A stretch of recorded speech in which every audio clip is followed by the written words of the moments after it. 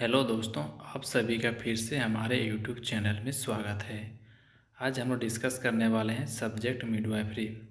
तो इस सब्जेक्ट का ये पार्ट 4 है। इससे पहले हमने पार्ट 3, 2 और 1 ऑलरेडी डिस्कस कर चुके हैं। अगर आप भी वो वीडियो देखना चाहते हैं तो इस वीडियो का डिस्क्रिप्शन बॉक्स में वो वीडियो आपको मिल जाएगा।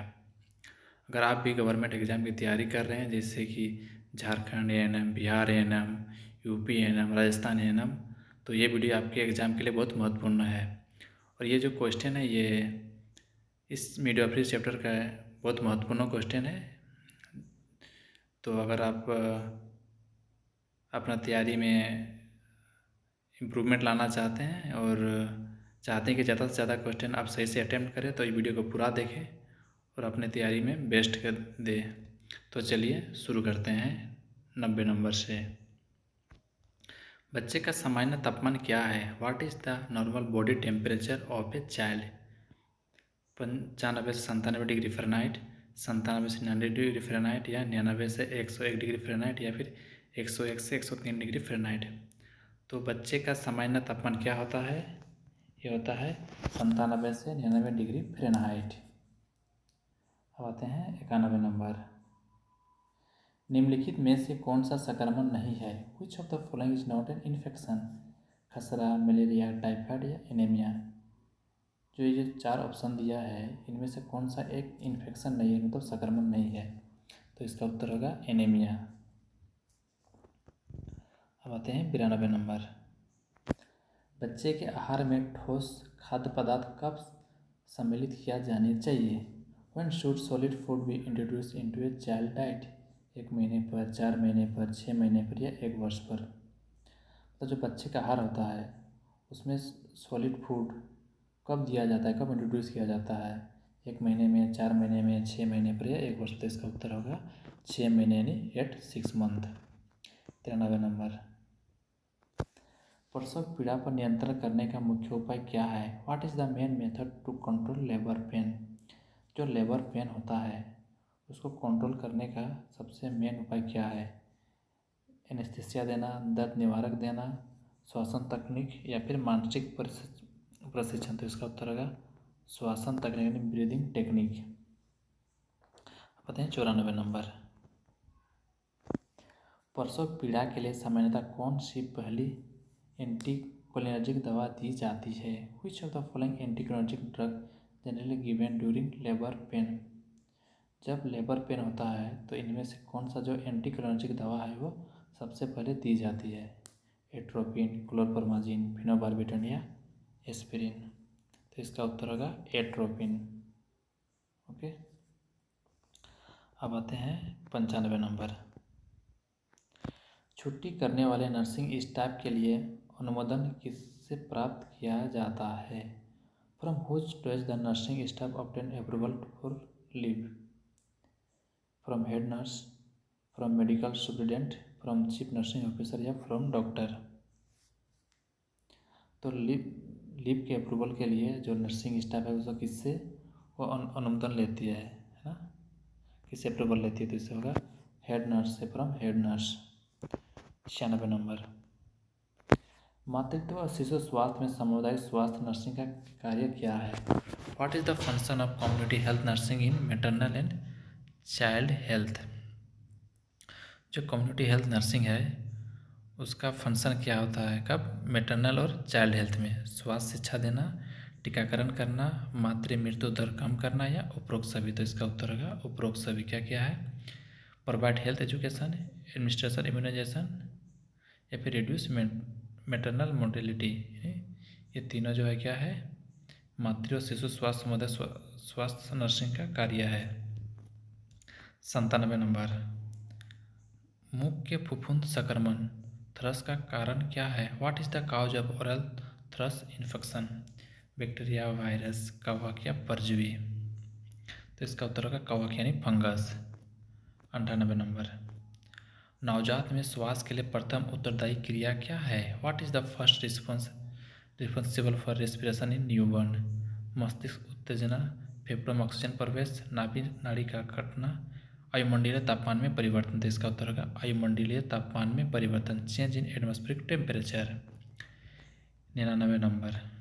प्रसव के बाद नाल का अवशेष भाग क्या कहलाता है? What is the remaining part of the umbilical cord call after delivery?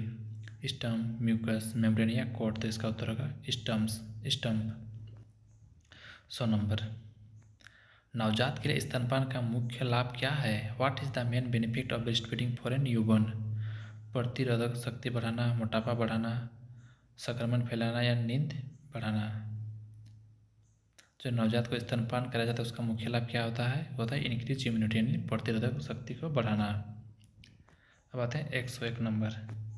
प्रसव नाल के निकलने का प्रथम संकेत क्या है? What is the first sign of placenta separation after delivery? रक्तस्राव, गर्भाशय का ऊपर उठना, नाल के तार का लंबा होना या गर्भाशय का संकुचन? तो इसका उत्तर होगा नाल के तार का लंबा होना, लेंथनिंग ऑफ कॉर्ड। 102 नंबर। सामुदायिक नर्सिंग की कौन सी शाखा WHO के मुख्य कार्यों में नहीं है? Which of the following is not a main function of WHO in community nursing?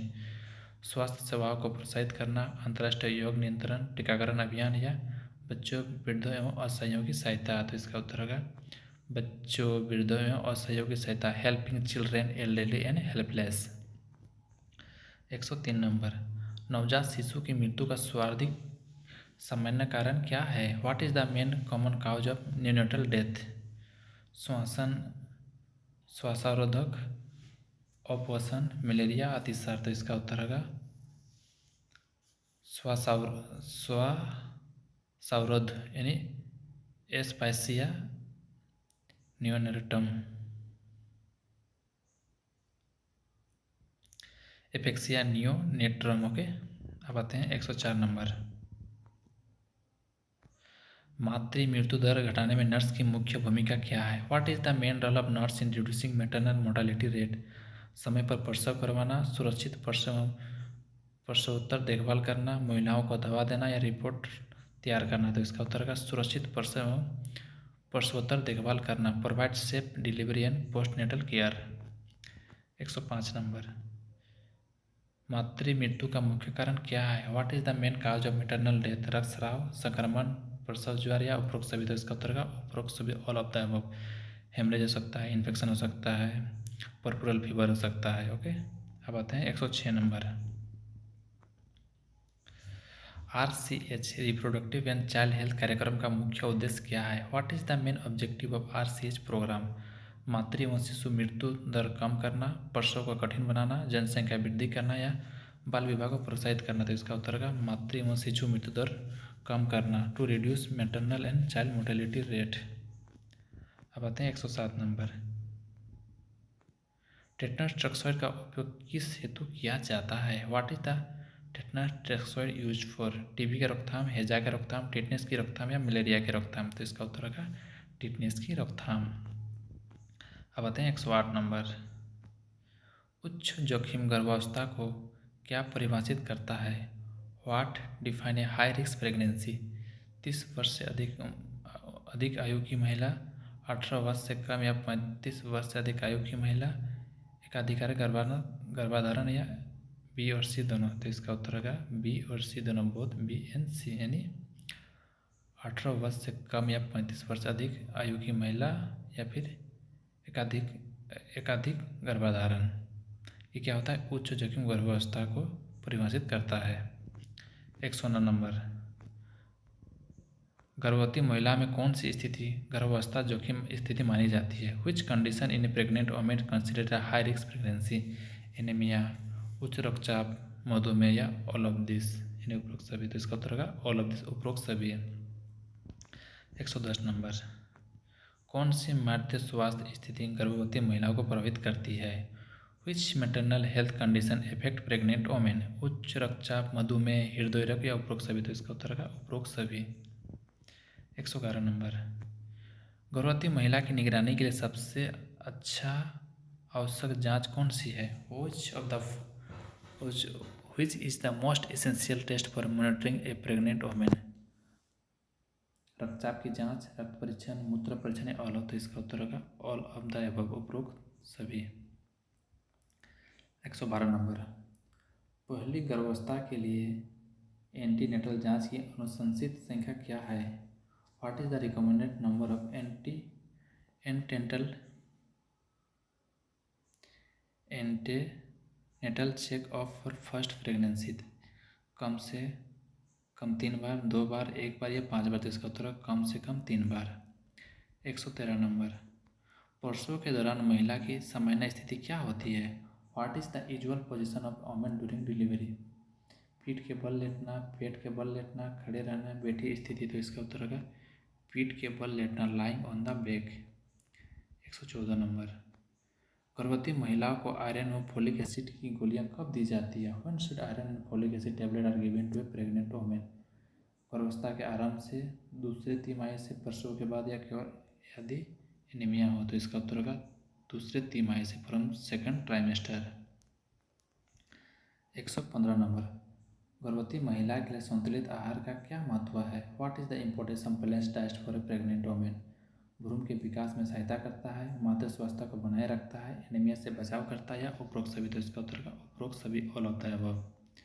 116 number, प्रसव पीड़ा आरंभ होने पर नर्स को सबसे पहले क्या करना चाहिए? What should the nurse do first when labour begins?